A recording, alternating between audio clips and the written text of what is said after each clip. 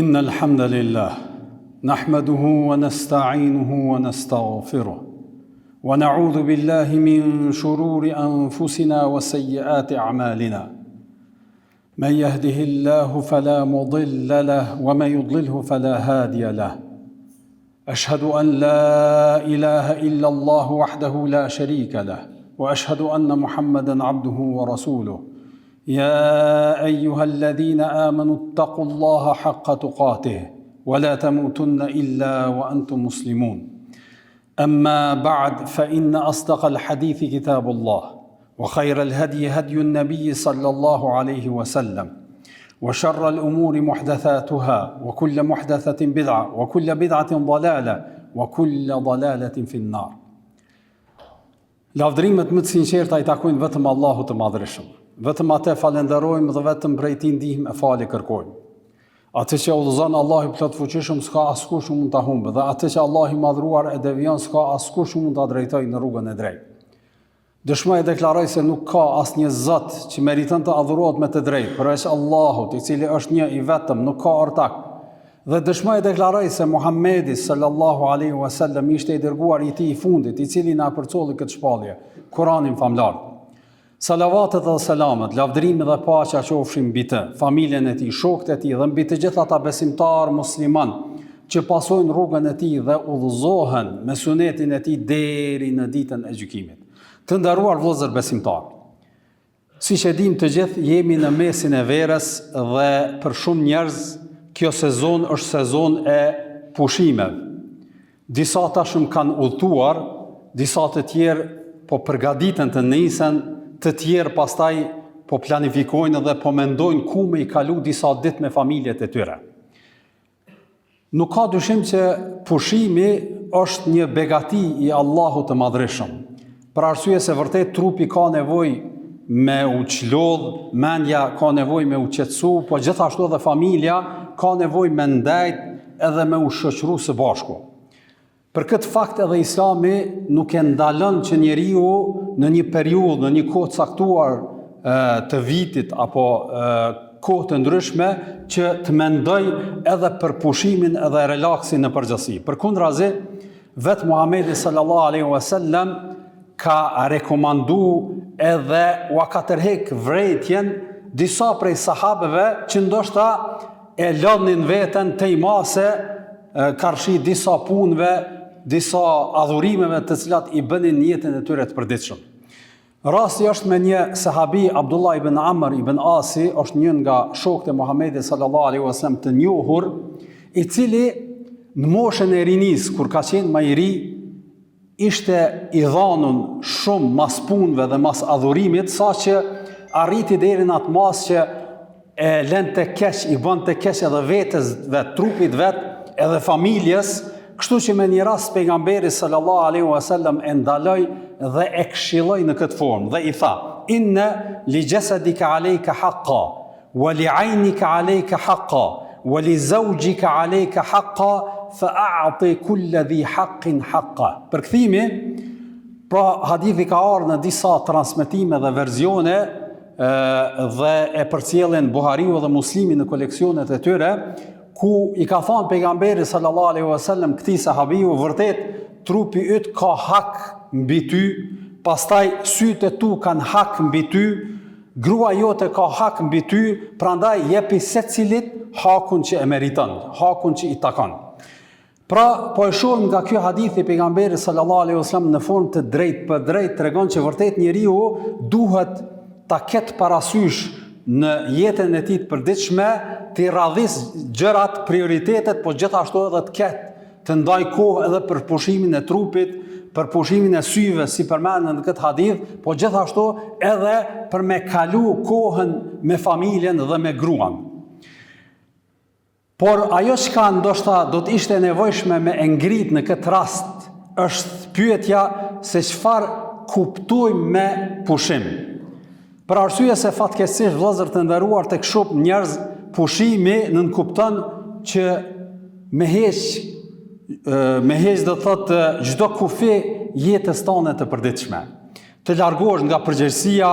nga morali, nga turpi dhe në fund edhe nga Zoti. Sikur shumë njerëz mendojnë që me ndryshimin e vendit duhet të ndryshojnë edhe rregullat e jetës normale. E besimtari nuk guxon me e kuptu kështu jetën e tij e aq më pak edhe me e kuptu pushimin në këtë formë. Për arsye se vërtet besimtari i sinqert, besimtari i mirëfill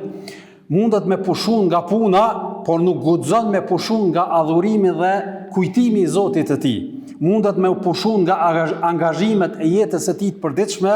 por jo edhe nga njohja e krijuesit të tij. Mundet me ndryshu qytetin, madje edhe shtetin, me shku dikun larg, po nuk guxon me i ndryshu parimet dhe fenë e tij. Mundet me ndryshu hotelin, po nuk guxon me ndryshu kiblen edhe me e harru atë. Po ju përmendi një përvojë personale për arsye se gjatë përgatitjes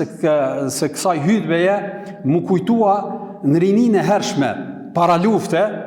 e keni parasysh në këtë vendlinjen tonë, domethënë këtu ku jetojmë, kishte edhe njerëz apo familje të cilët i takonin besimeve tjera, pra nuk ishin musliman, dhe ajo që më dukej atëherë interesante ishte se gjatë vikendeve, ma konkretisht ditëve të shtune dhe të diele, në mbrëmje, vreja tek ata njerëz dhe ato familje që e shfrytëzonin atë kohë të vikendit me një lloj dehjeje që pinin shumë, pastaj një lloj shfrenimi që ishte fenomen që unë si i ri më dukej shumë e çuditshme pse ndodh kjo.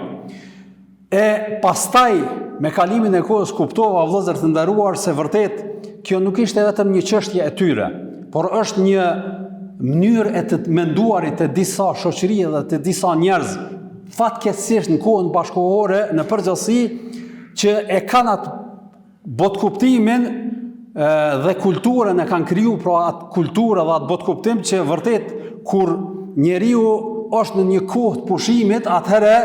duhet mi heq vetes tij çdo moral edhe çdo kufizim. Prandaj e shohim tek shumë shoqëri fatkeqësisht në këto kohë të pushimeve, pjesë e pushimit të tyre bëhet edhe përdorimi i alkoolit, drogës fatkeqësisht, bigjozit, pastaj edhe gjërave të amoralitetit, zinaja e kështu me radhë, të gjitha këto janë pjesë dhe veprimtari të pushimeve të tyre. Sikurse me i tha njeriu vetës së tij, po bëj një pushim edhe nga ndërgjegjja ime, edhe nga vedia ime në përgjithësi. Edhe po thot sikur nuk po du kurkush me më kufizu, edhe kjo është kohë e pushimit, mos të më kallëzoj kurkush çka është halal e çka është haram, pra me një fjalë me lshu të gjitha gjërat edhe me qenë nga ata njerëz që te i kalojnë fatkeqësisht çdo kufi në jetën e tyre të përditshme. E kështu pra tek ata pushimi pra shndrohet në krahas pushimit të trupit edhe të vetës së tyre, edhe pushim nga morali, pushim nga vlerat, edhe pushim edhe nga kujtimi i krijuesit Zotit të tyre. E tek ata sikur me qenë vedia dhe ndërgjegja një lloj robe që e veshin, edhe tash kur është koha e pushimit me hjek me lanë në shtëpi edhe me vazhdu rrugtimin. Edhe pastaj e shohim edhe fatkeqësisht e përmendin edhe psikologët në përgjithësi të nderuar vëllezër, që shumë prej njerëzve pastaj kur kthehen në shtëpitë e tyre vuajnë nga ankthët edhe depresionet të shumta, dhe nuk ka dyshim që shkak apo hise të madhe në këto probleme janë edhe ai shfrenimi dhe tejkalimi dhe harrimi i kufive që e kanë bë gjatë kohës kur kanë qenë në këto kohë të pushimeve. E kjo nuk është, vëllezër të nderuar, logjika e Islamit. Islami neve na mëson që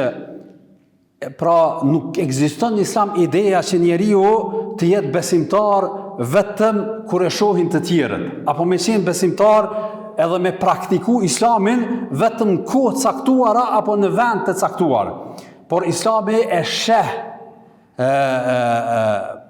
njohjen edhe kujtesën e Allahut që me qenë në përditshmërinë e tij, në çdo situatë edhe në çdo rrethan, madje edhe në çdo vend. Për arsye se besimtari duhet me qenë rob i Allahut edhe kur është vetëm,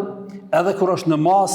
edhe kur është në ndonjë vend të huaj, edhe kur është në pushime, edhe kur është në xhami, edhe kur është me kolegë në punë, pa çdo vend. Për arsye se vërtet besimtari i sinqert e din që pra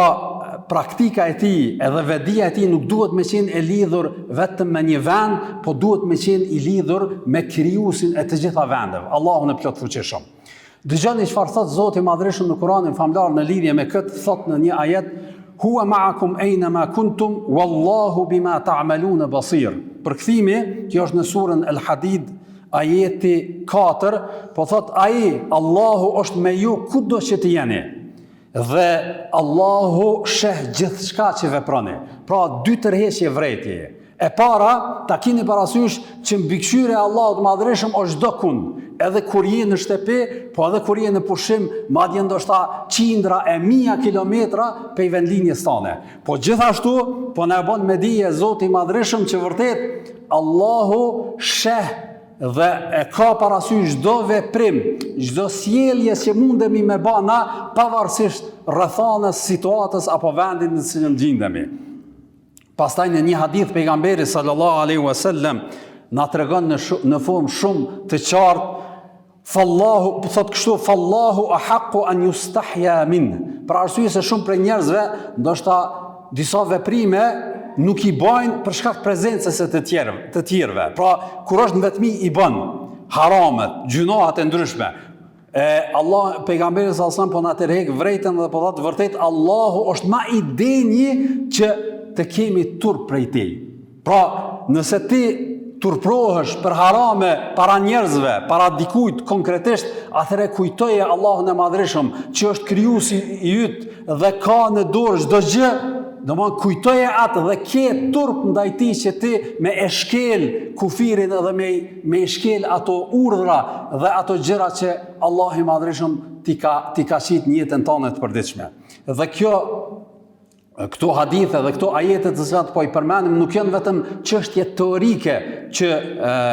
kanë ardhur në Islam edhe njerëzit i kanë përcjellë në këtë formë, por e shohim posaçërisht gjenerata e parë e muslimanëve e kanë qenë vend dhe e kanë praktikuar në përditshmërinë e tyre. Transmetohet në një hadith të saktë, Abdullah ibn Omeri, edhe ky ka qenë një nga shokët e ngushtë të Muhamedit sallallahu alaihi wasallam, me një rast ka qenë në udhtim dhe në shkretir takohet me një bari që i kishte delet, i ruante delet në vendet të ndryshme, pra në atë vend, edhe ndalet edhe fillon me bisedu me të. Ky bari, i ruante delet edhe e pyet Abdullah ibn Omeri këtë njeri, thot, apo ma jep, apo ma shet një dele, se kam nevojë për të. Edhe ky bari ju thot, nuk është e jamja, nuk janë delet mia, janë do thot delet e zotnis, nuk muj me tashit për arsye se është diçka që është pronë e jamja personale. Atëherë Abdullah ibn Omeri thot, po shitma, edhe thuj pronarit e ka hangër ujku, apo domon në ndonjë arsyetim kësaj natyre ai s'ka mundësi me ditë. Edhe çfarë bën ky bari, ndalet edhe shikon lart në qiell, thot fa aina Allah. E ku është Allahu? Me një fjalë, unë muj me e gëny zotnin, edhe mi thonë e ka hongër ujku, apo kështu e ashtu, dhe nuk ka kamera, nuk ka mundësi dikush me pa, me vrejt, për arsye se është diçka një vend shumë i lartë, por Allahu Madhreshëm e vren, e din, dhe kjo nuk ka mundësi me i ikë Zotit të plot fuqishëm, pra ky gjinah, ky tejkalim, ky mashtrim, kjo gënjeshtër nuk ka mundësi me i ikë Zotit të plot fuqishëm. Prandaj edhe përgjigjet thot fa aina Allah. E ku është Allahu? Domethënë çka do t'i them Zotit nëse bëj këtë veprim? Pra, ndoshta mundem me e fsheh prej zotnis, mundem mos me i tregu atij, edhe mos me dit ai, mos me vrejt fare, edhe me pranu këtë arsyetim që do t'ja jap. Por çfarë do t'i them Allahut të plot fuqishëm, i cili është mbikëqyrësi edhe sheh dhe po din çdo gjë. Pra, kjo ishte ajo çfarë apo kjo është fjalia që ndoshta shumë duhet me e kujtu edhe me e pas parasysh vëllezër të nderuar gjatë udhimit ton, gjatë pushimeve tona, që ndoshta nëse dikush na thret në një gjunah, në një haram, në një mëkat, edhe me aba vetes, unë po e bëj këtë mëkat, po ku është Allahu? A është duke pa Allahu që me e shkel ndalesën haramin e tij, ose dikush mundet me ta bënë me thon dikush, haj se tash ky vend i huaj, nuk mjeh kurkush, edhe nëse bëj diçka, kurkush s'ma merr për të madhe, kujtoje veten tënde edhe thuaj ku është Allahu.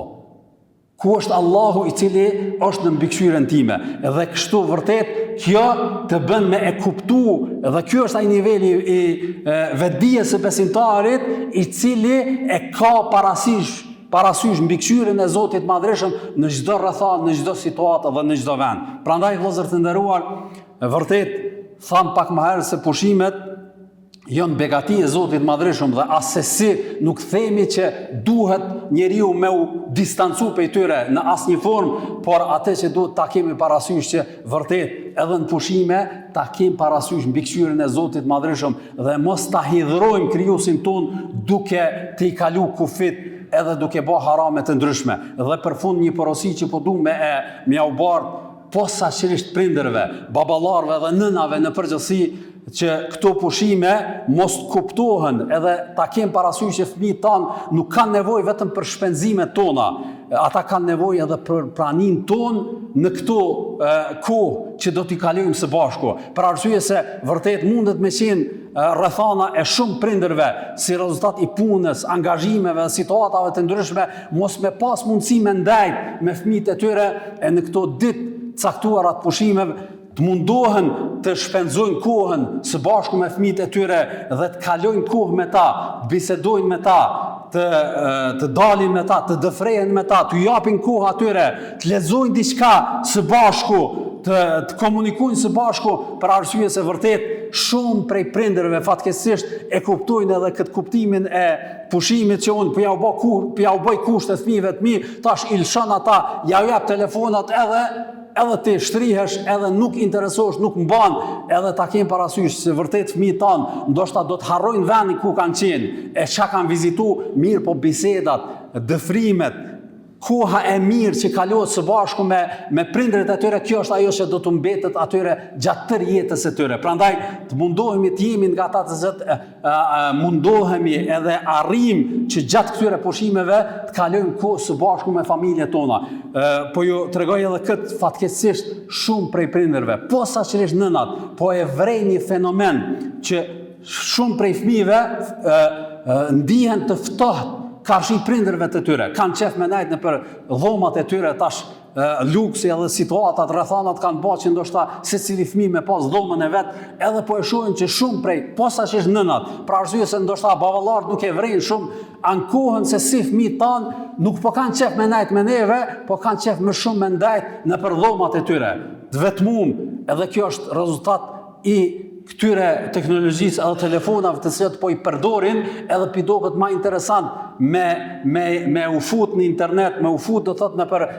këto mjete sociale, edhe me shiku, edhe me kalu kohën duke përcjell këto gjëra, edhe i doket pa nevojshme ose e kot ose jo interesante me kalu kohë me prindrit e tyre, prandaj edhe për këtë shkak mundohemi të arrijmë që posaçërisht ndoshta gjatë pushimeve edhe ta fusim në regjim edhe kontrollimin e telefonit që mos tjetë në duart e tyre në çdo kohë, në çdo situatë, kështu që t'u japin kohë që të qëndrojnë me prindrit e tyre dhe të kalojnë kohë së bashku, edhe të jenë këto do thot momente të cilat nuk do të harrohen nga ana e tyre gjatë tërë jetës së tyre. Lutim Allahun e Madhreshëm me na bën nga ata cilët vërtet e kujtojnë Zotin e Madhreshëm në çdo situatë, në çdo rrethon, edhe kur janë në shtëpitë e tyre, edhe kur janë në pushime. Lutim Allahun e Madhreshëm me na bën nga ata cilët vërtet i ruhen harameve të Allahut që na i ka ndaluar Zoti i Madhreshëm pavarësisht ku jemi edhe çfarë do situate të ndodhemi. Wa sallallahu ala nabina Muhammad wa ala alihi wa sahbihi ajma'in. Alhamdulillahi rabbil alamin wal aqibatu lil muttaqin wala udwana illa ala adh-dhalimin. والصلاة والسلام على رسولنا محمد وعلى آله وصحبه أجمعين. أعوذ بالله السميع العليم من الشيطان الرجيم. إن الله وملائكته يصلون على النبي يا أيها الذين آمنوا صلوا عليه وسلموا تسليما. اللهم صل على محمد وعلى آل محمد كما صليت على إبراهيم وعلى آل إبراهيم إنك في العالمين حميد مجيد. اللهم بارك على محمد وعلى آل محمد كما باركت على إبراهيم وعلى آل إبراهيم إنك في العالمين حميد مجيد. أعوذ بالله السميع العليم من الشيطان الرجيم. إن الله يأمر بالعدل والإحسان وإيتاء ذي القربى وينهى عن الفحشاء والمنكر والبغي يعظكم لعلكم تذكرون.